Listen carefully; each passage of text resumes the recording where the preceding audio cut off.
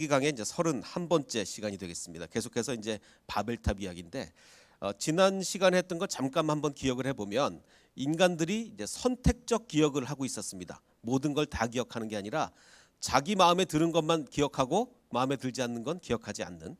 그래서 홍수가 났다는 자체는 기억했습니다. 사실 이거는 뭐 기억 안 할 수가 없죠. 왜냐하면 바로 몇 대 전에 뭐 정확히 몇 대인지는 모르겠지만 바로 몇 대 전에 온 인류가 다 죽었는데 뭐 어떻게 그걸 기억 안 할 수가 있겠습니까?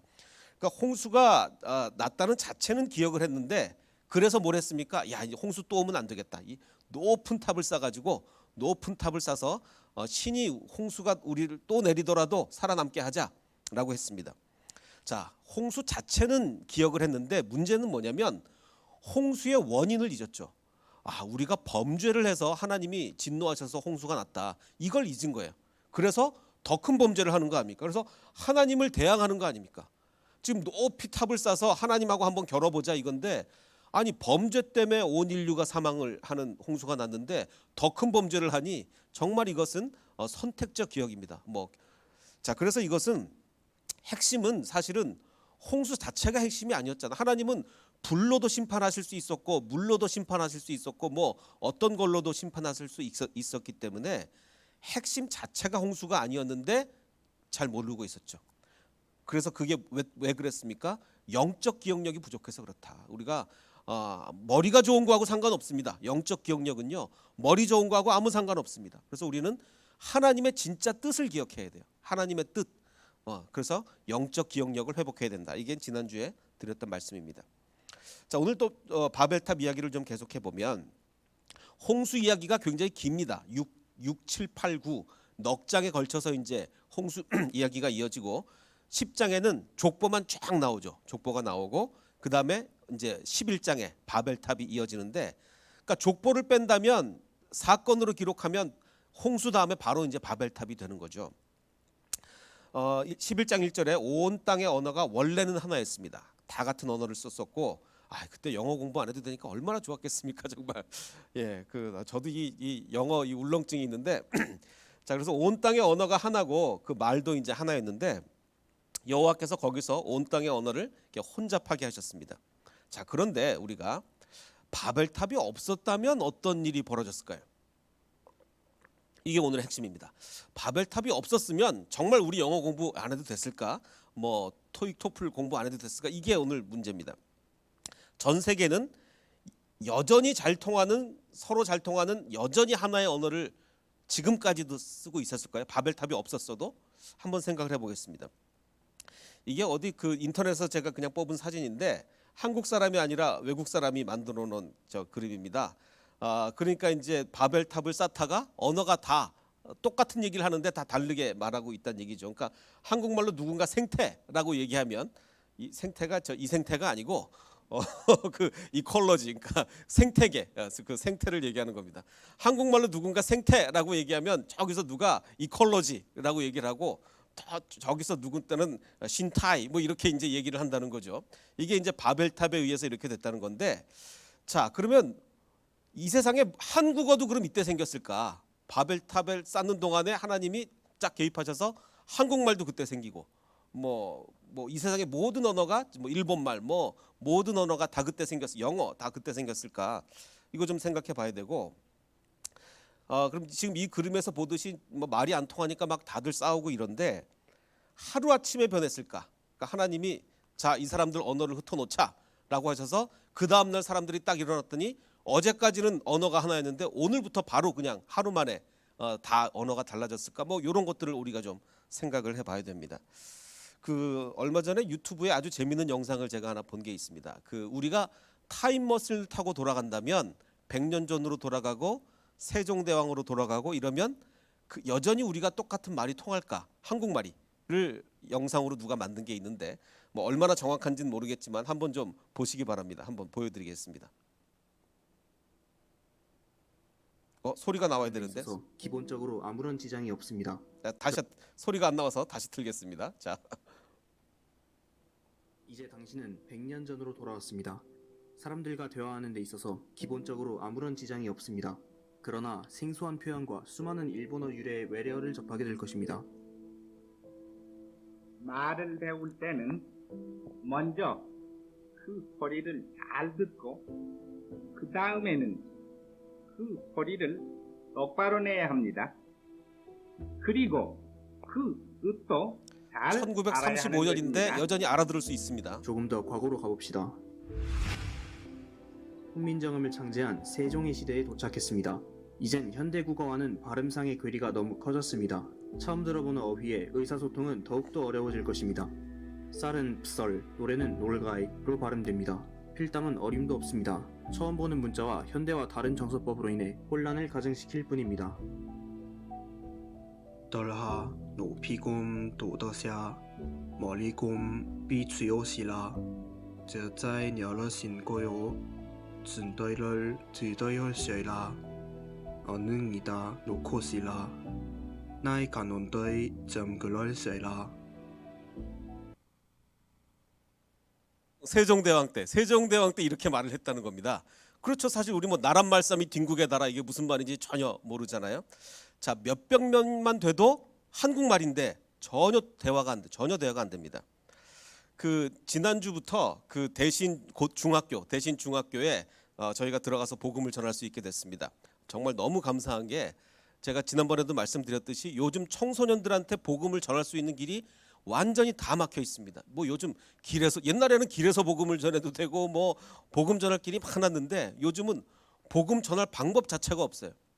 그래서 더군다나 코로나 이후에는요, 청소년들이 새로 예수님을 믿게 되는 확률이 거의 0에 아마 작년 한 해 동안은 청소년이 새로 복음을 믿었다 거의 아마 0에 가까울 겁니다. 근데 이제 우리가 그 교실에 들어가서 복음을 전할 수 있게 된 것이 얼마나 감사한 일인지 모르겠어요. 자, 근데 이제 제가 지난주 드디어 이제 처음 들어가서 이제 학생들하고 대화를 나누면서 복음을 전했는데 제가 느낀 게 있습니다. 뭐냐면 언어가 다르구나. 저랑 다른 나라 말을 쓰고 있구나라는 것을 이제 알아. 물론 이제 대화보다도 문자로 하면 더 못 알아듣습니다. 요즘 뭐 급식체라 그러네요. 도대체 얘네들이 하는 말을 우리가 알아들을 수가 없어요. 자, 그러면 자 보십시오. 이게 불과 세종대왕과 우리가 몇백 년만 돼도 이렇게 차이가 나거든요. 근데 지금 이 아이들과 우리가 라떼라 그러죠. 라떼는 말이야. 자, 이 아이들과 라떼들이 계속 지금 그래도 한 공간에 사니까 그런데 뚝 떨어져서 한 100년 정도 같이 살면 분명히 아마 다른 언어가 될 겁니다. 거의 서로 알아들을 수 없는 다른 언어가 될 거예요. 자, 제가 이 말씀을 왜 드리냐면 사실은요, 바벨탑 때 물론 언어가 나눠졌습니다. 바벨탑에 의해서 언어가 나눠졌는데 설사 바벨탑이 없었어도 전 세계에 뿔뿔이 흩어진 인류는요, 몇 천년만 지나면 지금 뭐 불과 지금 세종대왕과 우리 몇백 년 안 되는데 그렇게 됐는데 1000년만 지나면요, 시간이 지났는데 서로 알아들 수 전혀 다른 나라 말이 나옵니다. 바벨탑이 없었어도 인류가 전 지구상에 흩어져서 1000년만 지나 보십시오. 완전히 다른 나라 말이 돼요. 자, 그래서 다시 말하면 바벨탑의 핵심은 언어가 달라졌다는 게 핵심이 아닙니다. 물론 언어가 달라졌습니다. 바벨탑 때문에. 근데 핵심은 그게 아니라는 거죠. 왜? 바벨탑이 없었어도 우리는 여전히 영어 공부해야 되고 여전히 토플 토익 공부를 해야 되기 때문에 그렇죠. 자, 그러면 바벨탑의 진짜 핵심은 뭐냐? 그게 오늘 주제가 되겠습니다. 자, 다시 한번 11장 1절 보여드리면 온 땅의 언어가 하나였습니다. 그리고 말이 하나였습니다. 근데 지금은 아니죠. 지금은 우리가 옛날에 이제 그 사회 시간에 배운 건데 요즘은 언어학자들이 좀 다르게 분류를 하기도 합니다만 적어도 제가 학교 다닐 때 배운 분류에 의하면 언어들이 첫째 이제 인도 유로피안 그 패밀리가 인도 유로피안 어족이 있죠. 영어나 스페인어가 해당하는 인도 유로피안 어족. 그다음에 히브리 사람들이 속하는 셈 어족, 셈과 햄 어족이 있습니다. 히브리어, 아랍어. 이 나라 말은 오른쪽에서 글씨를 왼쪽으로 이렇게 쓰죠. 오른쪽에서 왼쪽으로 글씨 씁니다. 그리고 이제 중국 티베트 어족, 물론 뭐 중국어와 티베트어가 해당되고 우리나라 말은 우랄 알타이 어족에 해당되게 되죠. 한국어, 일본어 이런 것들이 우랄 알타이 어족에 해당됩니다. 자, 그러니까 언어가 원래는 하나였다가 이 네 가지로 뭐 크게 분류해서 네 가지로 이렇게 쫙 구별이 됐다는 건데, 자, 근데 여기서 중요한 건 뭐냐면 다른 언어를 쓴다는 건요, 사고 구조가 다르다는 겁니다. 그렇죠. 벌써 어순, 뭐 형용사가 먼저 올 거냐, 뭐 동사가 먼저 올 거냐, 뭐가 뭐 목적어, 어순이 다르면요 생각하는 구조가 다른 거거든요. 단지 그냥 말만 다른 게 아니라 언어가 다르다는 얘기는 사고 구조가 다르다는 얘기인데 똑같은 하나의 언어를 쓰다가 그냥 전 세계로 흩어지고 시간 많이 지난다고 사고의 구조가 달라질 수 있을까요? 이건 우리가 좀 생각을 해봐야 됩니다. 정말 그 하나님이 일부러 개입해서 언어를 다른 네 족으로 흩어놓지 않으셨다면 똑같은 언어를 쓰던 사람이 시간 많이 지나고 공간 떨어졌다고 아예 사고의 구조가 바뀔 수 있겠느냐. 그래서 완전히 인도 유로피안 어족을 쓰던 사람이 우랄 알타이 어족을 갑자기 쓸 수가 있겠느냐. 이거는 생각을 해봐야 되죠. 그러니까 이거 제가 그 언어학자한테 좀 그 물어보고 싶었는데 제 주변에 언어학자가 없어서 물어보진 못했습니다. 이게 이 숙제예요. 바벨탑이 없었다면 과연 다른 계통의 언어가 생길 수 있었겠느냐. 아무리 하나가 있었다가 나눠진다 할지라도 비슷하게 나눠지지 아예 다른 계통의 언어로 바뀔 수가 있겠는가. 이게 이제 하나 좀 생각해 볼 문제고, 또 하나 문제는 그 바벨탑 이전에 그러면 언어가 하나였다면 도대체 어느 나라 말이었을까? 어느 나라 말이라고 생각하십니까? 바벨탑 이전에는 분명히 언어가 하나였어요. 그러면 어느 나라 말이었을까요? 몇몇 목사님 중에 이렇게 주장하시는 분이 계세요. 한국어였다라고 이렇게 주장하시는 분이 계십니다. 그래서 아니 도대체 이게 무슨 논리인가 해서 제가 쭉 이렇게 읽어봤더니 이분들의 논리는 그거예요. 한국어가 이 세상에서 최고의 언어다. 뭐 이렇게 표현 방법이 잘 발달되고 뭐 이런 언어가 어디 있겠느냐. 그러므로 한국어였다 이렇게 주장을 하고 계시는데 이거는 좀 이게 너무한 거다. 이게 아무리 우리나라 자랑스럽고 한 나라지만 이런 것까지 주장하게 되면 이게 뭐 오히려 부끄럽게 될 수도 있다. 그래서 이건 좀 너무한 주장인 것 같고, 많은 사람들이 이렇게 생각을 하죠. 히브리어 당연히 히브리어 아니었겠느냐. 왜냐하면 이스라엘 민족이 쓰던 언어가 바벨탑 이전의 언어가 아니었겠느냐. 자, 이렇게 이제 주장들을 하는데, 자 그러면 한번 우리 생각해봐야 됩니다. 아브라함이 어떤 언어를 썼을까? 아브라함이 과연 히브리어를 썼을까? 사실 그때는 히브리 민족이라는 민족 자체가 없었어요. 아브라함이 어디 사람입니까? 지금 유프라테스 강과 티그리스 강 여기에 있는 아주 그 우르 지역, 우르죠. 그때 당시 우르는 아주 최고로 발달한 도시 중에 하나였습니다. 자, 그럼 아브라함의 연대를 따져보면 대충 추정으로 BC 2000년경이라고 우리가 추정을 하고 있는데, 그럼 BC 2000년경에 히브리어가 거기 있어? 히브리어 없었습니다. 그때는 이 우르 지역에 어느 나라 말을 쓰고 있었냐면 아카드어를 썼었어요. 아카드어.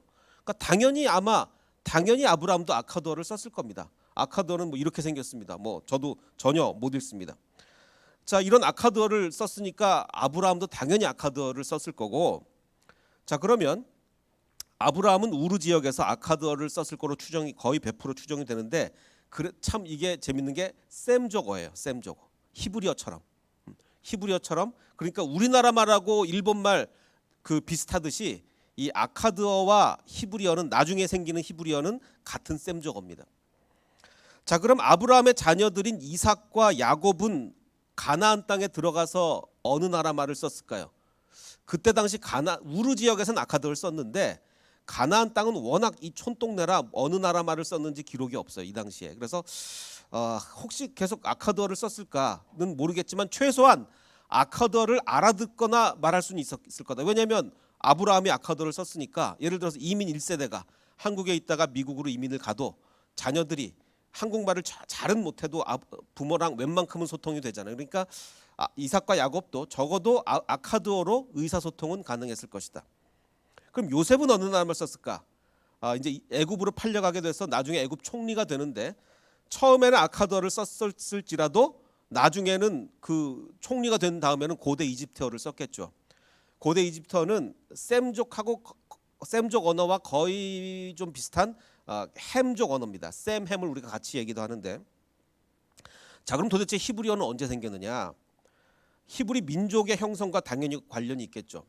지금 이 요셉이 자기 형제들하고 가족을 다 애굽으로 데려오잖아요. 이제 총리가 된 다음에 형제들하고 가족을 다 애굽으로 데려오는데, 근데 이걸 다행이라고 얘기할지, 애굽 사람들이 이 목자를 너무 싫어하는 거예요. 목자. 우리는 목자가 참 중요한데 이 양을 치는 목자가, 우리는 그 교회에서 목자가 얼마나 훌륭하신 분들입니까? 근데 애굽 사람들은 그 동물 치는 사람을 아주 경멸해요. 아주 경멸해서 절대로 같이 안 살라 그럽니다. 그래서 참 다행으로 애굽인들과 완전히 섞이지 않게 고센 땅에 히브리인만 따로 모여서 살았어요. 이 요셉의 가족들만. 그래서 몇백 년이 지나니까 그게 이제 히브리 민족이 된 거죠. 그리고 나서 400년이 지나면서 히브리 민족이 이제 거기서 탄생을 하게 된 겁니다. 그래서 아마도 추정키로는 셈족 언어 아카드어를 쓰던 이 아브라함의 후손들이 애굽 땅에서 애굽 사람들하고 관계없이 자기들끼리 이렇게 모여 살면서 언어를 히브리어를 형성하지 않았을까라는 추정이 되는 거죠. 그래서 같은 민족끼리 모여 살면서 히브리어를 탄생시켰을 가능성이 있습니다. 그래서 히브리어는 이때나 생기는 거지 무슨 뭐 바벨탑 이전에 히브리어 없었다고 아마 거의 대부분의 학자들이 그렇게 생각을 합니다. 그래서 아마도 우리가 추정키로는 이제 아브라함이 이런 메시지를 받잖아요. 너는 아브라함이 아직 그 갈대아 우르에 살 때 너는 본토 친척 아버지 집을 떠나서 내가 너에게 지시할 땅으로 가라 라는 말씀을 하나님이 해주셨는데 어느 나라 말로 해주셨을까요? 하나님이. 그래서 하나님은 어떤 우리 그 천상의 말 모르겠습니다. 텔레파실지도 모르고 하여간 뭔가 하나님이 뭔가 이렇게 말씀을 하셨. 그게 뭐 사람의 말이 아닐 가능성이 많죠. 어디 뭐 사람의 말로 하셨을까요? 모르겠습니다. 하나님 하여간 이런 말씀을 하셨는데 텔레파시든지 뭐든지 그거는 아브라함은 그것을 어느 나라 말로 알아들었을까요? 알아들을 때는 당연히 자기 나라 말, 아카드어로 이렇게 아카드어로 알아들었을 거예요. 그것을 나중에 모세가 어느 나라 말로 기록을 합니까? 히브리어로 기록을 하고 그것을 나중에 우리나라 말 성경으로 번역이 한글 성경으로 이렇게 번역이 된 거죠. 자, 그러면 이 바벨탑 이전의 유일한 언어는 그럼 어떤 나라 말이었을까? 한국어나 히브리어일 가능성은 없습니다. 한국어 그때 없었고 히브리어도 그때 없었습니다. 정답은 모른다가 정답이죠. 어느 나라 말인지 모릅니다. 아마 지금 없는 말일 수도 있어요. 자, 그런데 3절을 보면 그 사람들이 이렇게 바벨론에 모여서 이렇게 얘기를 합니다. 서로 말하되 자 벽돌을 만들어 견고히 굽자. 이에 벽돌로 돌을 대신한다. 그전에는 돌로 만들었다가 이제는 벽돌이라는 기술이 개발돼서 벽돌로 쌓았다는 얘기죠. 그래서 그전에는 진흙만 썼습니다. 그 돌을 쌓을 때 이렇게 진흙을 발랐는데 이제는 역청을 쓰자. 역청을 이렇게 얘기합니다. 자, 이 건축 재료를 보면 피라밋과 지구라트가 다르죠. 피라밋은 보면 이 기자 지역의 그 대피라밋 제일 큰 피라미드 이건 이제 BC 한 2500년경에 만들어진 걸로 거의 정확한 연대가 거의 비슷하게 나올 겁니다. 그러니까 이건 무려 아브라함보다 500년이나 앞섰어요. 아브라함보다 500년 앞서서 이런 어마어마한 상상을 초월할 만한 피라밋을 그렇게 일찍 지은 거죠. 자, 근데 이제 그 바벨탑은 그럼 언제 지었느냐는 좀 정확하지 않은데 그 아브라함이 살던 우르나 그 지역에 가면 특히 이제 이거는 보여드린 건 우르 지역에 만든 건데 우르 지역에 지구라트들이 있습니다. 지구라트가 뭡니까? 이 신을 섬기기 위한 신과 소통하기 위한 높은 탑이에요. 지금 뭐 이렇게 높은 것들은 다 이렇게 깎여지고 없지만 이런 높은 탑들을 지어서 그게 지구라트라고 하죠. 이 바벨론 지역에 있는. 그러니까 이 바벨탑도 아마 이런 지구라트 중에 하나였을 것입니다. 지구라트 중에 최고 높은 지구라트가 바벨탑이었겠죠. 자, 이건 지금 보여드리는 건 바로 아브라함이 살던 우르 지역의 지구라트인데 BC 한 2100년경에 그러니까 아브라함보다 한 100년 앞서서 지었으니까 그러니까 아브라함이 이걸 봤을 거예요. 그럼 어떻게 뭘로 어떻게 지었느냐? 그 이 피라밋 같은 거는요 처음에는 이게 너무 이게 우리가 상상을 초월할 정도로 건물이 어마어마하고 하니까 여기 이집트가 지금 사막인데 이 돌들은 다 하나가 2.5톤이 넘는 돌들인데 이 2.5톤이 넘는 돌들이 다 어디서 났냐? 그래서 사람들이 처음에는 이게 다 외계인이 지었다고 생각했어요. 외계인이 나와서 막 지은 거 아니냐? 근데 알고 보니까 이 주변에 채석장들이 많아요. 이 피라밋 만든 그 주변에 돌들도 많고 채석장 그래서 그 채석장들이 다 유적으로 발굴이 됐습니다. 그래서 지금은 뭐 외계인이 지었다 이런 얘기 아무도 안 합니다. 자, 그래서 이 그 이집트 지역을 보면 그 주변에 돌이 많기 때문에 돌로 피라미드를 건설했어요. 뭐 굳이 벽돌 같은 거 만들 필요 없습니다. 돌들이 워낙 좋아요. 자, 그런데 지금 이 메소포타미아 지역 그 바벨탑이 건설된 메소포타미아 지역은 같은 사막이긴 사막이지만 이 지역은 돌이 없어요. 그래서 실제로 보면 이 지역의 지구라트들은 전부 다 벽돌로 지었습니다. 지금 성경과 아주 일치해요. 성경이 고고학적으로 굉장히 정확한 진술을 하고 있습니다. 사실 얼마나 성경이 고고학적으로 정확하냐면 불과 100년 전만 해도 바벨론이라는 게 발견되지 않았어요. 고고학적으로. 바벨론이 성경에는 써 있는데 발견이 안 됐단 말이에요. 근데 불과 한 100년 전에 바벨론에 대한 막 발굴들이 엄청나게 이루어지게 된 거죠. 그래서 비교를 해보면 이건 그 애굽 사람들은 이 돌로 2.5톤들이 넘는 돌로 피라밋을 지었는데 방금 얘기한 그 지구라트 우르 지역에 있는 이게 지금 미군들이 이라크 전쟁 때 가서 그 지구라트 올라가는 건데 사실 실제로 이 아브라함도 아마 이 계단을 지금 미군들이 오른 이 계단을 분명히 이거 우르 땅에 있는 거니까 이거 아마 우르 사람 치고 여기 안 가본 사람 없을 거거든요. 그러니까 아브라함도 아마 저기를 올랐을 겁니다. 저기 보시면 벽돌로 지었죠. 다 벽돌로 지었죠. 그러니까 성경이 굉장히 정확한 고고학적 진술을 하고 있다. 우리가 이렇게 얘기를 할 수 있습니다.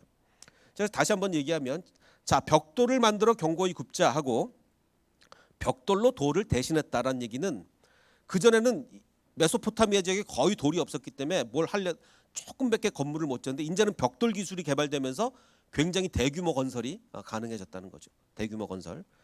자, 그다음에 이제 역청으로 진흙을 대신한다라는 얘기는 역청이 뭐냐?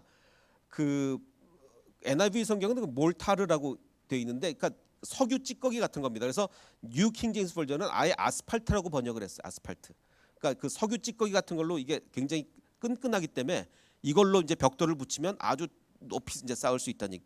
그러니까 과학 기술의 발전이 하나님을 대적하는 데 사용된 겁니다. 그 전에는 별로 있지도 않은 돌로 건설을 하다 보니까 얼마 못 진 거예요. 근데 벽돌 기술이 개발되면서 더구나 구우면서 벽돌을 구워서 만들 수 있으면서 굉장히 기술 발전이 됐고 또 역청을 쓰면서 굉장히 또 기술 발전이 된 거죠. 그래서 과학 발전이 하나님을 대적하는 데 사용되게 된 겁니다. 마치 뭐처럼 자, 그 노아 방주를 지을 때 하나님이 노아한테 이렇게 얘기했죠. 고페르나무로 방주를 만들고 근데 고페르나무가 우리가 뭔진 몰라요. 고페르나무로 만드는데 하나님이 기가 막힌 기술을 알려주셨는데 역청을 발라라. 지금 여기서 쓰는 역청. 하나님이 역청을 배에 발라라라고 얘기해 주신 거는 그때까지만 해도 배에 역청 안 발랐다는 얘기죠. 그러니까 하나님이 기술을 전수해 주신 거예요. 방수 기술을 내가 알려주겠다. 방수 기술. 역청이 이게 기름이잖아요. 기름이니까 방수가 되거든요. 내가 방수 기술을 알려줄 텐데 역청 발라서 배를 만들어 봐라. 그러면 물 안 셀 거다. 이렇게 하나님이 가르쳐 주신 거거든요. 자, 그러니까 주님께서 설명해 주신 것으로 보아 그 당시에는 역청을 사용 안 한 게 분명한데 다시 말해서 주님께서 알려주신 지식, 역청을 쓰니까 뭔가 되는구나. 이게 바벨탑을 쌓는 지식으로 활용되게 된 겁니다. 그래서 하나님이 알려주신 지식을 악용했다. 자, 그다음에 이제 중요한 게 뭐냐면 이제 정말 중요한 건데 사람들이 이렇게 얘기합니다. 우리는 바벨 그러면 탑만 생각하는데 또 말하되 사람들이 자 성읍을 건설하자. 성읍과 탑을 건설하자. 이 도시가 중요한 겁니다. 그래서 그 탑 꼭대기를 높이 쌓아서 하늘에 닿게 하고 그래서 우리 이름을 내고 온 지면에 흩어짐을 면하자라고 했는데 탑과 성읍의 역할이 다릅니다. 탑은 뭡니까? 높이 쌓는 거죠. 그래서 탑의 역할은 하늘에 닿을 때까지 높이 쌓아서 이 인간들의 이름을 높이는 거예요. 그래서 하나님과 맞먹는 거죠. 맞먹으려고 하는 게 탑이고 또 홍수가 하나님 또 홍수 보내봤자 우리는 하늘까지 닿으면 우리 살아남을 수 있다 이겁니다. 이게 이제 탑의 역할인데 성읍의 역할은 뭡니까? 모여 살면서 흩어짐을 면하는 거죠. 자, 근데 이게 굉장히 중요한 이유가 하나님은 우리에게 뭐라고 명령했습니까? 생육하고 번성하여 땅에 충만하라 그랬어요. 땅에 충만하라 그랬는데 인간들은 야 우리 엄청난 대규모 도시를 건설해서 흩어지지 말고 여기 다 모여 살자. 이렇게 하나님의 뜻을 아예 정면으로 거스르는 거예요. 자, 그래서 이 바벨은 높이 쌓은 것만 중요한 게 아니라 성읍을 건설함으로 하나님의 뜻을 정면으로 거스르는 이게 중요한 거죠. 자, 그래서 우리는 바벨에 대한 이미지는 물론 알고 계셨던 분도 계시겠지만 성읍은 도시는 사실은 금시초문인 분들이 많아요. 바벨은 탑만 아는데 도시도 지었나? 모르는 분이 많다고요. 우리는 탑에 우리의 모든 생각을 올인하는데 하나님의 포커스는 탑에 가 있었을까요? 성읍에 가 있었을까요? 8절을 보면 여호와께서 거기서 그들을 온 지면에 흩으시니까 사람들이 뭘 쌓기를 그쳤다고 합니다. 뭐냐? 탑 쌓기를 그쳤다가 아니라 성 쌓기를 그쳤다. 물론 탑도 그쳤겠죠. 근데 더 강조를 어디다 뒀어요? 성에 강조를 뒀어요. 하나님은 지금 성이 더 중요한 거야. 탑보다. 왜 탑보다 성이 더 중요하냐?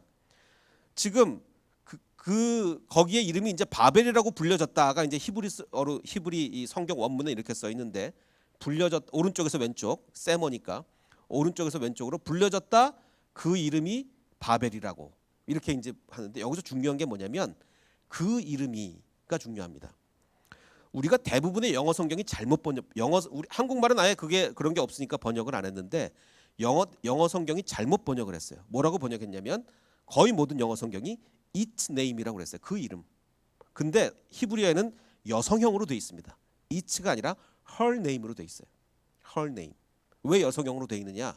우리가 뭐 프랑스어나 뭐 이런 거 공부하면 다 알겠지만 대부분의 언어에는 명사의 성이 있잖아요. 히브리어에서는요. 도시는 여성형이고 탑은 남성형이에요. 다시. 히브리 말에는 도시라는 단어는 여성형 명사고 탑이라는 단어는 남성형 명사입니다. 자, 그러면 her name, 그녀의 이름을 바벨이라고 했다라고 하면 탑의 이름을 바벨이라고 한 겁니까? 도시의 이름을 바벨이라고 한 겁니까? 도시의 이름이에요. 그래서 성읍은 여성형이기 때문에 바벨이라고 불린 것은 탑도 물론 그렇게 불렸겠지만 성경이 지금 더 강조하고자 한 건 도시의 이름이 바벨이었대요. 도시의 이름. 자, 그럼 다시 한번 말씀드리면 하나님의 포커스는요. 탑도 물론 포커스였겠지만 도시가 하나님 보시기엔 더 문제였다. 탑도 문제인데 도시가 더 문제였어요. 왜 도시가 더 문제였을까? 사실 탑은요. 아무리 높이 쌓는다고 해서 하나님과 같아집니까? 아니잖아요. 그러니까 자기 기분이 괜히 높아지는 거지. 자기 기분이 우리가 뭐 200층을 쌓았어. 자기 기분이 높아지는 거지 실제로 200층 쌓았다고 하나님과 같아지는 거 아니지 않습니까? 또한 하나님은 지금 홍수를 다시 일으킬 계획이 전혀 없어요.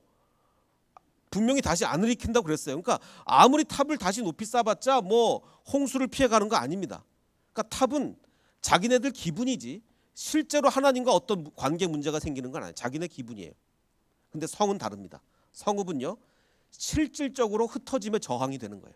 하나님 분명히 생육하고 번성하여 온 땅에 충만하라 그랬거든요.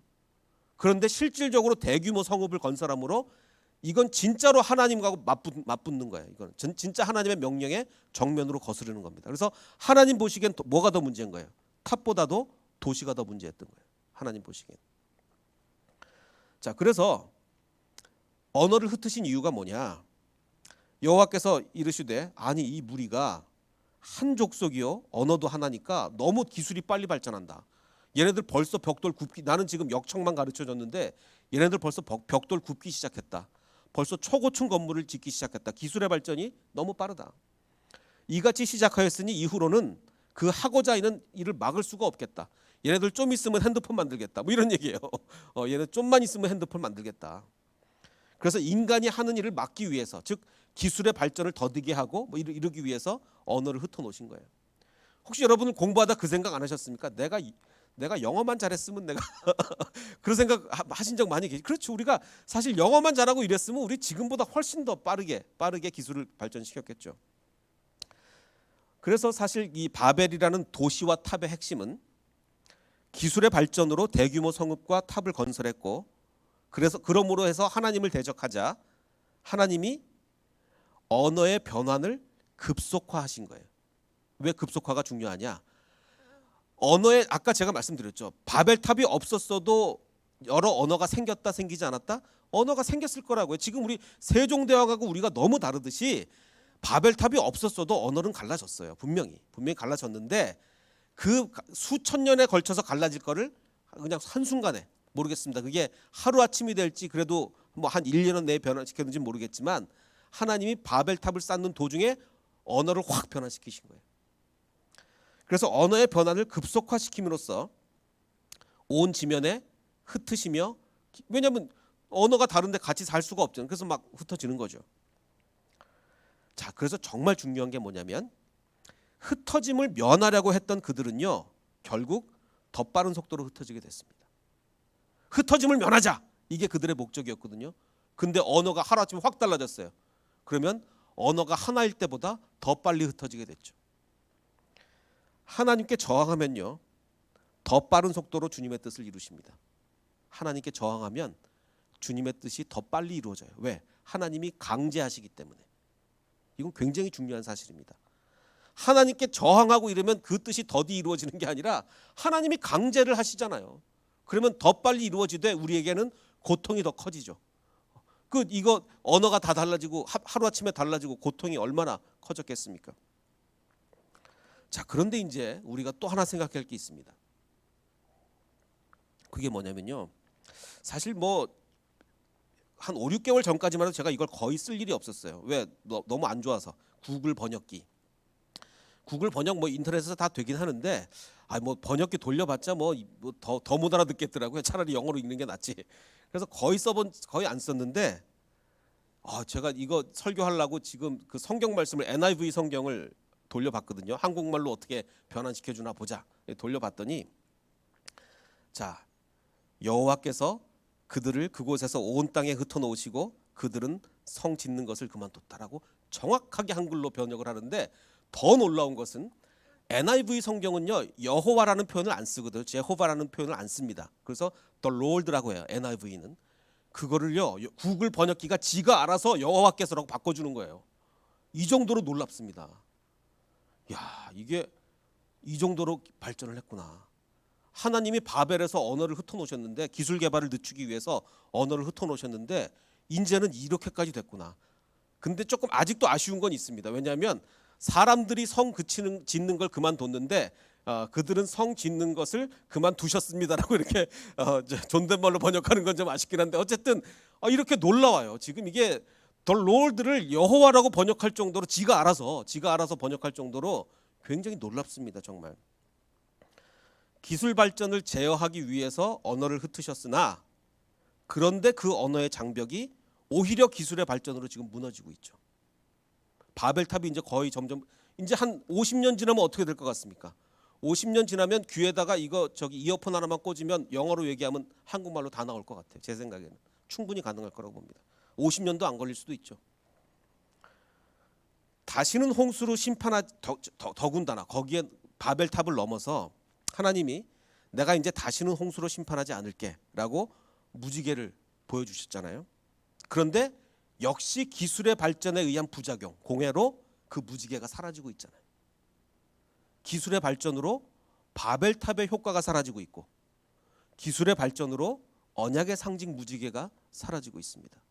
이건 우리가 아주 심각하게 고민해 볼 문제입니다. 이제 맨날 사실 2000년 동안 주님 곧 오신다 그랬는데 그거는 막연하게 곧 오신다 그랬고 이제는 진짜 곧 오시는 게 아닌가. 바벨탑의 영향이 사라지고 언약의 상징 무지개가 사라지는데 이것보다 진짜로 더 곧 오신다는 증거가 어디 있겠습니까?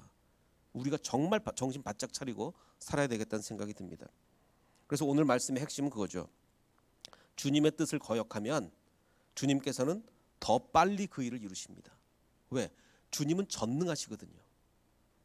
주님이 전능하시지 못하면 아마 이 사람들이 바벨 성을 쌓고 바벨 탑을 쌓는데 속수무책이었을 겁니다. 저 인간들 저거 어떻게 하지? 이렇게 빨리 기술 발전시키고 이거 한 100년 200년만 있으면 얘네들 일 내겠구나. 한데 언어를 흩어놓으실 능력이 없으면 뭐 어떻게 하시겠습니까? 뭐 방법이 없잖아요. 그런데 하나님은 전능하시기 때문에 우리가 하나님을 도전하는 것을 결코 그냥 두지 않는다고요. 그래서 우리가 주님을 거역하면 우리만 힘들어집니다. 주님께 순종하고 나가는 삶이 물론 순종이 쉽지 않습니다. 순종할 때 고통이 있고 순종할 때 힘이 듭니다. 하지만 그게 가장 힘들지 않은 방법이에요. 다시 한번 말씀드리면 주님께 순종하는 삶이 참 힘들고 어렵지만 그것이 가장 덜 고통스러운 길이라고요. 하나님께 대항하고 대적하게 되면 전능하신 하나님이 강제로 일을 이루시기 때문에 그때는 정말 우리에게 감당할 수 없는 고통이 찾아온다는 것이죠. 그래서 오늘 우리가 바벨탑을 통해서 우리가 알 수 있는 것은 주님께 순종하자. 주님께 거역하면 그것이 가장 힘든 길이다. 이 말씀을 깊이 새기고 전능하신 하나님 앞에 순종할 수 있는 저와 여러분이 되시기를 주님의 이름으로 축원합니다. 그래서 아까 우리 불렀던 찬양 전능하신 나의 주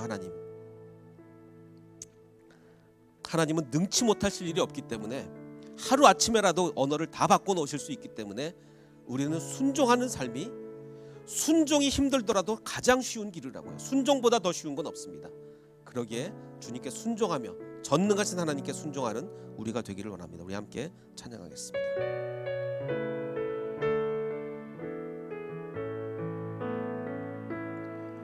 전능하신 나의 주 하나님은 능치 못하실 일 전혀 없네. 우리의 모든 간구도 우리의 모든 생각도 우리의 모든 꿈과 모든 소망도 신실하신 나의 주 하나님은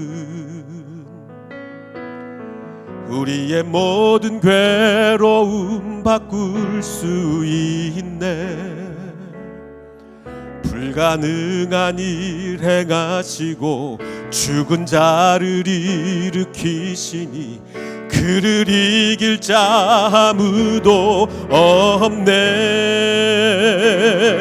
주의 말씀 의지하여 깊은 곳에 금을 던져 오늘 그가 놀라운 일을 이루시는 것 보라. 주의 말씀 의지하여 믿음으로 금을 던져 믿는 자에게 능치 못함 없네. 우리 잠시 기도하겠습니다. 아버지 하나님, 그렇습니다. 믿는 자에게 능치 못할 일이 없습니다. 믿는 자는 순종할 수 있습니다. 그러나 우리가 하나님을 대적하고자 할 때, 하나님의 뜻에 거스르는 행동을 할 때 하나님은 강제로 일을 이루실 것입니다. 아버지 하나님, 그런 고통이 우리에게 찾아오지 않도록 전능하신 하나님 앞에 우리가 순종하며 나갈 수 있도록 축복해 주시옵소서. 우리 함께 기도하겠습니다. 아버지 하나님, 감사합니다. 우리가 바벨을 통해 배웠습니다. 아버지 하나님, 그들은 흩어짐을 면하고자 했습니다. 하나님께서 분명히 온 땅에 충만하라고 하셨는데 그들은 흩어짐을 면하고자 했습니다. 아버지 하나님, 우리가 그런 불순종이 일어나지 않도록 전능하신 하나님 앞에 우리가 무릎 꿇어 순종할 수 있도록 우리를 축복해 주시옵소서. 순종하는 길이 가장 행복한 길입니다. 순종하는 길이 가장 기쁜 길입니다. 바로 그것을 우리 마음속에 깊이 새기며 나갈 수 있도록 축복해 주시옵소서.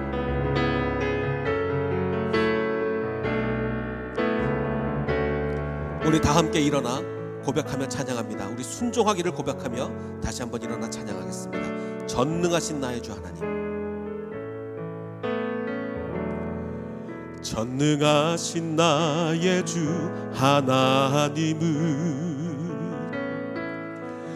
능치 못하실 일 전혀 없네. 우리의 모든 간구도 우리의 모든 생각도 우리의 모든 꿈과 모든 소망도 신실하신 나의 주 하나님은 우리의 모든 괴로움 바꿀 수 있네. 불가능한 일 행하시고 죽은 자를 일으키시니 그를 이길 자 아무도 없네. 주의 말씀 의지하여 깊은 곳에 금을 던져 오늘 그가 놀라운 일을 이루시는 것 보라. 주의 말씀 의지하여 믿음으로 금을 던져 믿는 자에게 능치 못하. 주의 말씀 의지하여 주의 말씀 의지하여 깊은 곳에 금을 던져 오늘 그가 놀라운 일을 이루시는 것 보라. 주의 말씀 의지하여 믿음으로 금을 던져 믿는 자에게 능치 못함 없네. 아버지 하나님, 믿는 자에게는 능치 못할 일이 없음을 고백합니다. 우리는 순종할 수 있습니다. 순종할 수 있는 힘이 우리에게 있습니다. 아버지 하나님, 주님을 벗어나 주님을 뜻을 따라 살지 않는 그런 우리의 삶을, 모든 삶을 포기하고 주님께 순종하는 아름다운 삶 살 수 있도록 축복해 주시옵소서. 이제는 우리 구주 예수 그리스도의 은혜와 아버지 하나님의 무한하신 사랑과 성령님의 감화 감동 충만하게 역사해 주심이 전능하신 하나님께 순종하며 살아가기를 원하는 이 자리에 있는 모든 백성들 머리 위에, 그리고 인터넷으로 예배하는 모든 백성들 머리 위에 이제로부터 영원토록 함께 하시기를 간절히 축원하옵나이다. 아멘.